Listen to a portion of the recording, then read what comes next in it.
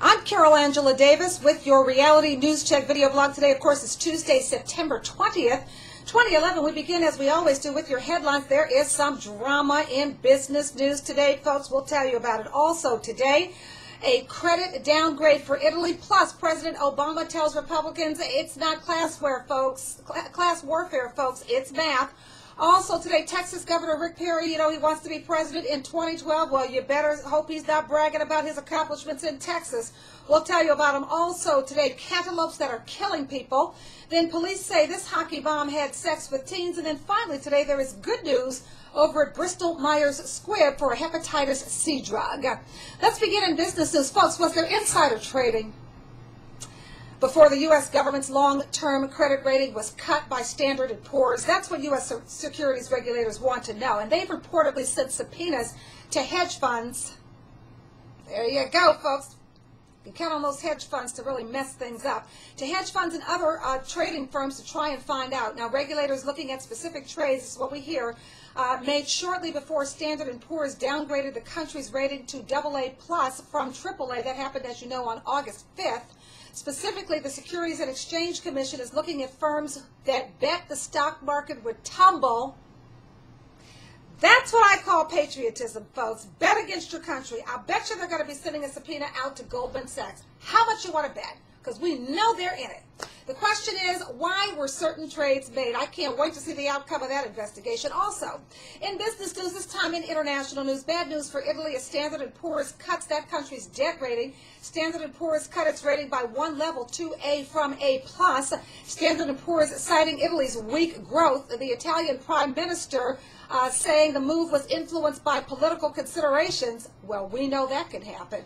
Adding that the downgrade was dictated more by stories in the media than by economic reality. Apparently, the big issue in Italy affecting the economic situation, the big issues in Italy affecting the economic situation are, number one, the government's inability to deal decisively with widespread tax evasion at all levels, and the general lack of stimulus that it gives to the economy. Now, Italy is now expected to cut its growth forecast for this year from 1.1% to 0.7%. This may force it to revise its borrowing forecast up. Well, here's what some Italians are saying. They say, quote, I think part of the solution lies in President Obama's statement that the richest should pay more taxes. This would be a start, unquote. Just so you know, Italy follows Spain, the Republic of Ireland, Greece, Portugal, and Cyprus in having its credit rating downgraded this year. Italy has Europe's second largest debt level. Let's turn now to the pharmaceuticals. We're over at Bristol-Myers Squibb. There is good news. An experimental hepatitis C drug reportedly worked in combination with two established medicines to cure as many as 83% of patients. Isn't that wonderful? Well, if approved, analysts say the Bristol-Myers drug may generate sales of $125 million by the end of December 2015. You should know that about 170 million people worldwide, including 3 million here in the United States, have chronic hepatitis C. It's a blood-borne disease that can lead to liver cirrhosis and to cancer. No vaccine exists for the virus, which is usually spread by sharing needles and can be transmitted sexually in rare cases.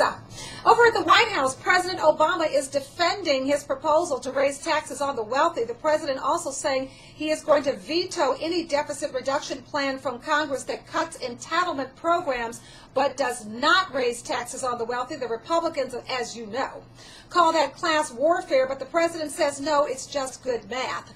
Obama's $3 trillion deficit-cutting plan includes $1.5 trillion in tax hikes on the wealthy, including the elimination of Bush-era tax rates on households with annual incomes above $250,000.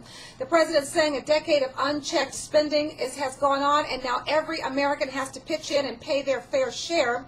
And that's not all. He also said of the plan being put forth by Ohio Republican and House Speaker John Boehner that it is simply not smart because he says, on the one hand, Boehner is saying that a my way or the highway approach to this will not work, and on the other hand, Boehner says increased revenue should be off the table. The president, of course, saying you can't have it both ways.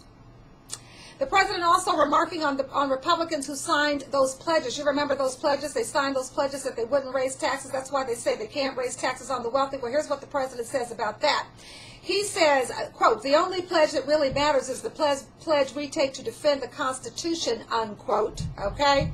Now, you should know this. You're hearing stuff about Medicare. You should know that Obama is proposing $248 billion in cuts and reforms to Medicare. But here's what you need to know. 90% of which will come from reducing overpayments, which is really sick that we're overpaying people to that extent. That's a doggone shame. Of course, you know, he's going to close those loopholes. And he's also going to end about $400 billion in deductions for the wealthy.